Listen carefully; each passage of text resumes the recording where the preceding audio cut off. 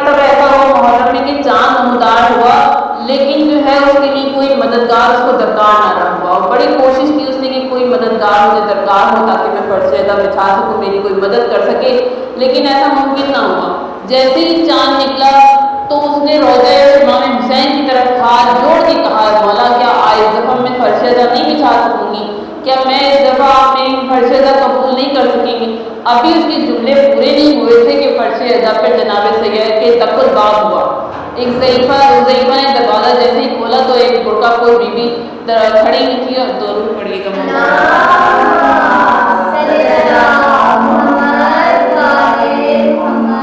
برقع پوش be be کہتی ہے بی بی آپ کون؟ کہتی ہیں کہ میں نے سنا ہے کہ تمہیں مدد کی درکار، فرش ادا کے لیے کسی مدد کی ضرورت ہے، مدد درکار ہے۔ کہتی ہے ہاں مجھے بہت درکار ہے، میں بس اسی فرش ادا کے لیے تمہاری جو ہے مدد کرنے کے لیے آئی ہوں، حسین ابن علی کے لیے جو تم فرش ادا منعقد کرتی ہو۔ کہتی ہے اس نے دل میں شکر ادا کیا کہ چلو کوئی تو دستیاب ہوا۔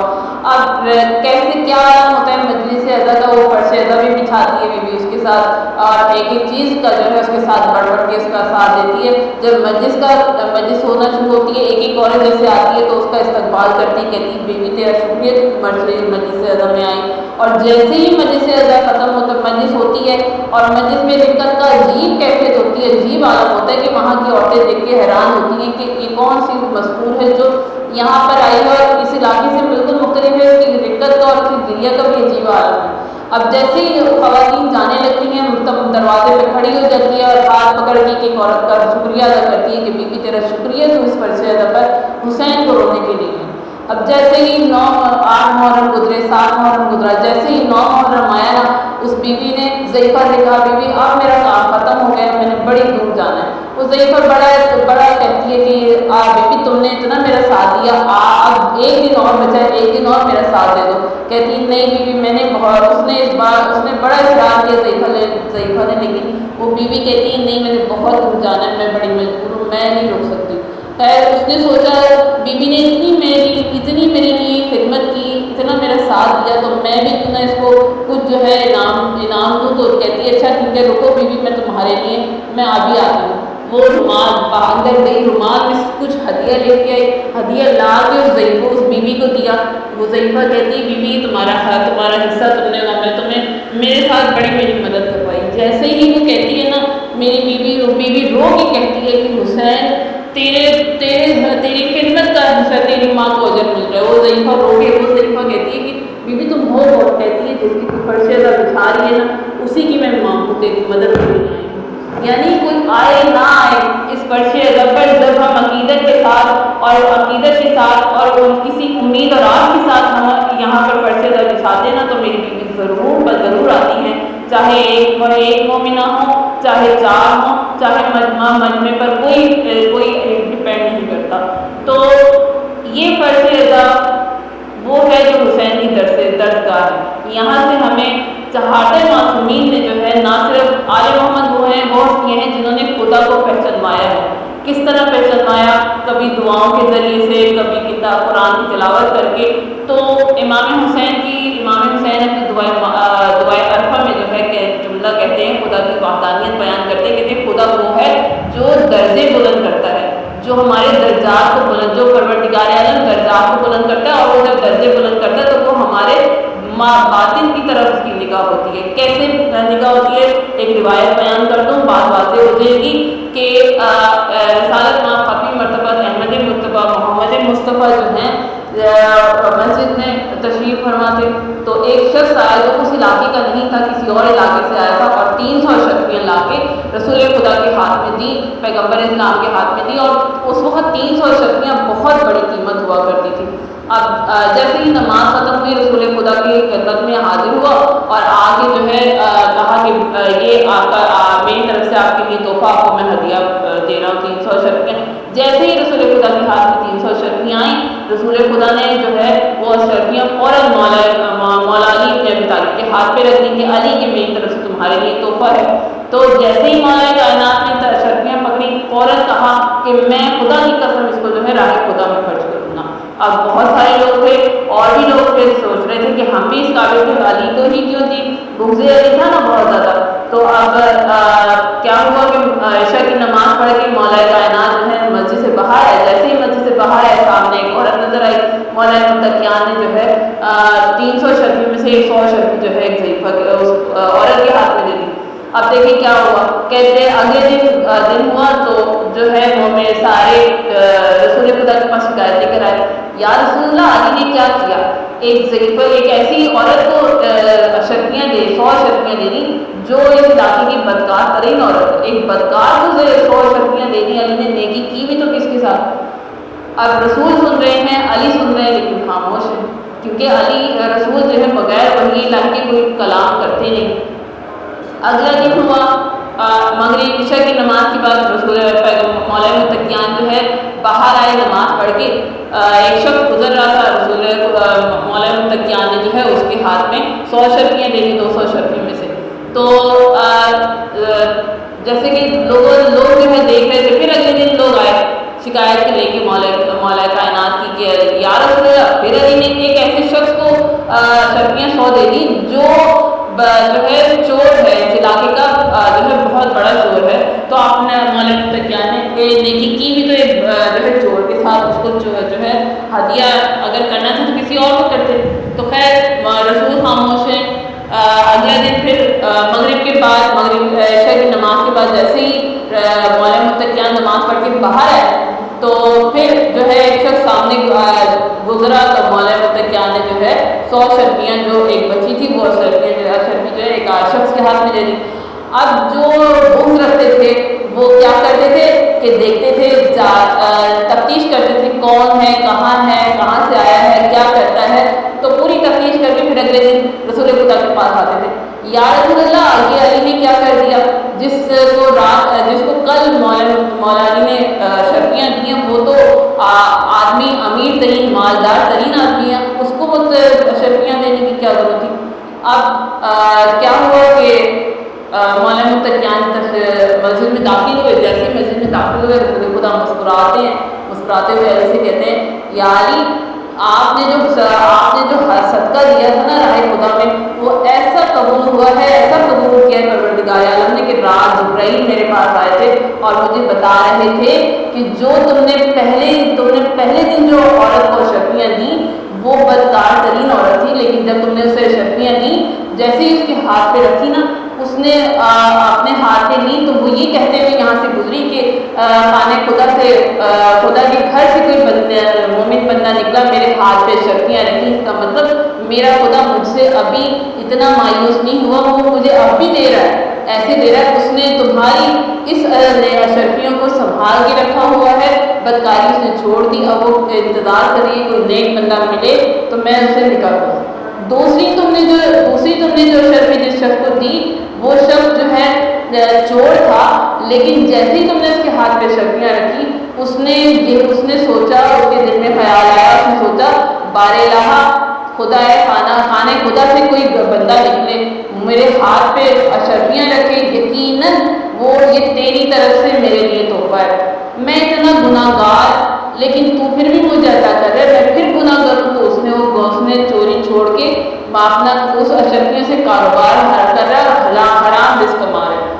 اور پھر تیسرے دن جو ہے جس شخص کو تم نے دی وہ مالدار ترین شخص تھا، اس کو اشرفیاں دی تو علی جبریل مجھے بتا رہے تھے کہ تم نے جب اس کو اشرفیاں دی تو اس کے دل میں خیال، اس نے دل میں سوچا کہ علی اتنے غریب، پھٹے ہوئے پیرندہ کپڑے پہنتے ہیں، سوکھی روٹی کھایا کرتے ہیں، غریب ہوتے ہوئے وہ راہ خدا میں مجھے 100 اشرفیاں دے دیتے ہیں، اور میں اتنا مالدار اتنا امیر ہوتے ہوئے بھی جو ہے راہ خدا میں زکوٰۃ بھی نہیں دے سکتا۔ تو اس نے اپنے تمام سالوں کا جو ہے گزشتہ حساب لگا کے زکوٰۃ دینا شروع کر دیا اور اب وہ راہ خدا میں خرچ کر رہا ہے۔ تو پروردگار عالم تو پھر تمہارے 3 کام کرنے سے، تمہارے ان عمل سمجھ سے، اس عمل کی وجہ سے 3 لوگ راہ ہدایت پا گئے، اور 3 لوگوں کی راہ ہدایت پانے کی وجہ سے پروردگار اتنا راضی ہوا ہے کہ اس نے جو ہے تمہارے لیے سورہ نور کی آیت 39 نازل کر دی ہے کہ پروردگار کیا کہہ ہے، رجال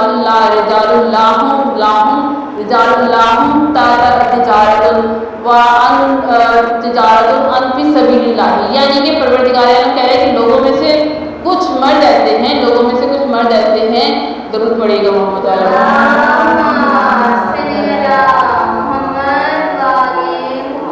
لوگوں میں سے کچھ مرد ایسے ہیں جو کہ جن کو رکاوٹ نہیں ڈالتی، کیا رکاوٹ نہیں ڈالتی؟ تجارت اور خرید و فروخت ان کو رکاوٹ نہیں ڈالتی۔ کیوں رکاوٹ نہیں ڈالتی؟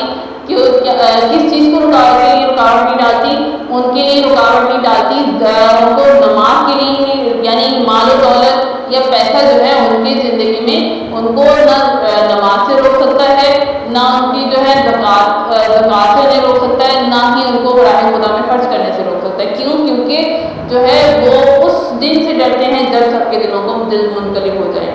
تو یہ جو ہے شہادت معصومین اتنی بڑی فضیلت ہے ہمارے لیے۔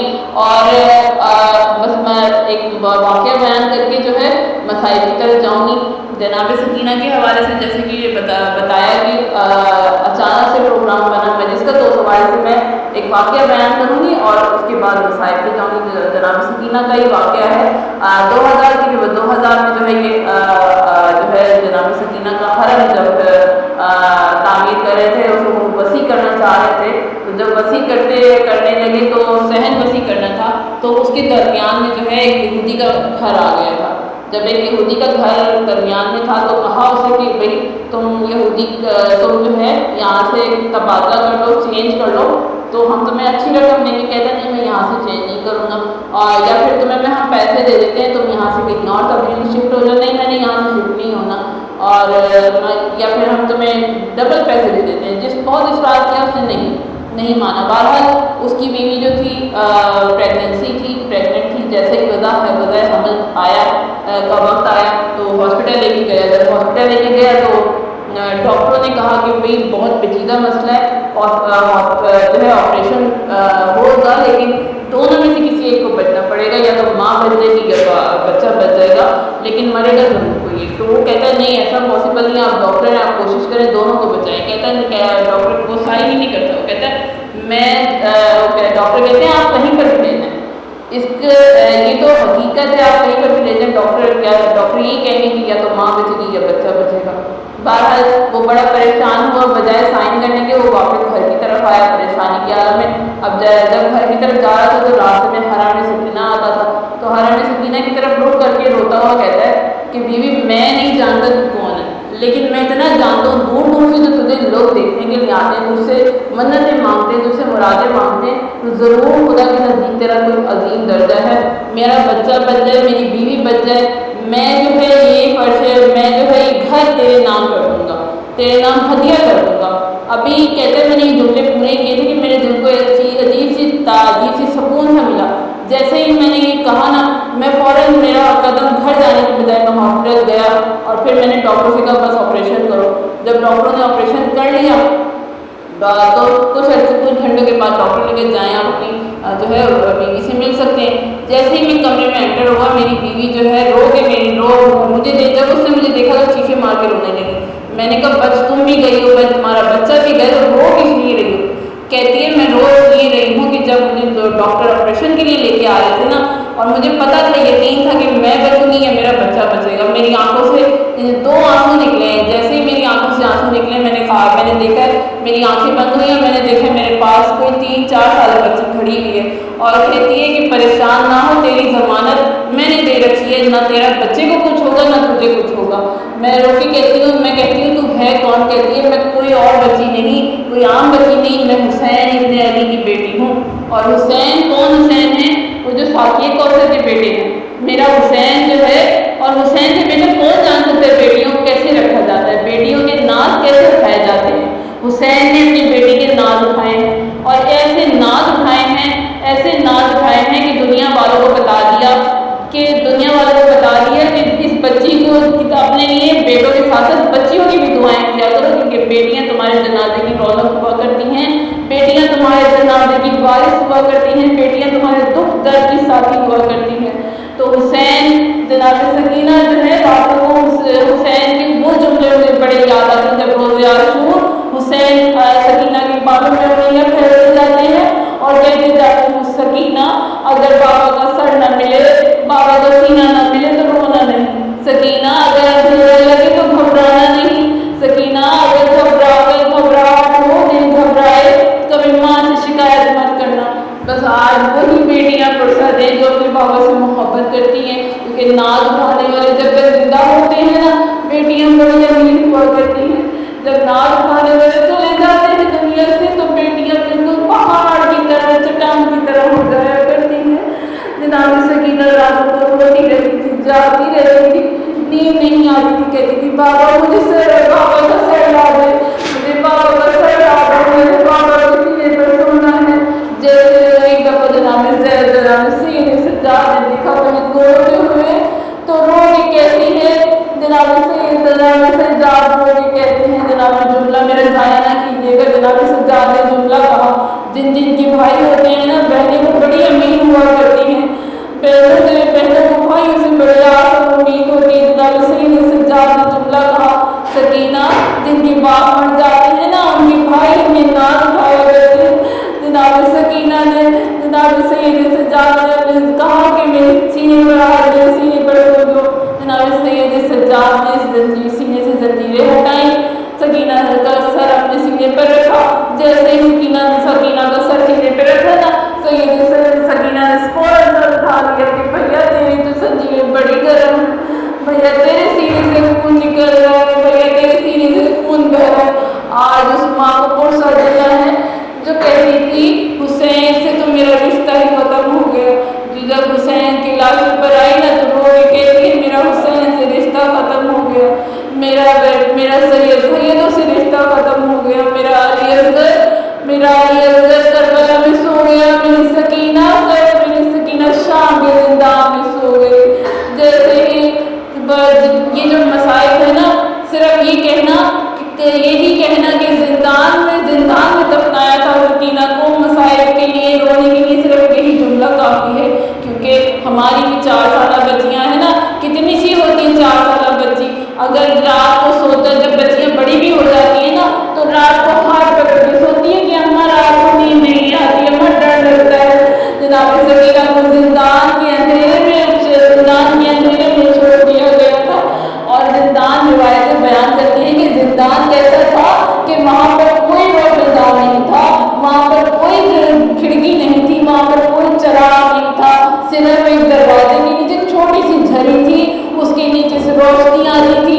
पता चलता था दिन हो गया, पता चलता था रात हो गई। जब सकीना की आवाज़ नहीं आई न रोने की, सैयद सज्जाद ने जिंदान को बुलाया और कहा, जिंदान से कहा दरवाजा खोल। जैसे दरवाजा खोला ना, देखा सकीना उसी झरी के नीचे लबों को रखे हुए बेहोशी के आलम में पड़ी है। जनाब सैयद सज्जाद ने गोद में उठाया, माँ की आवाज़ को लागू किया और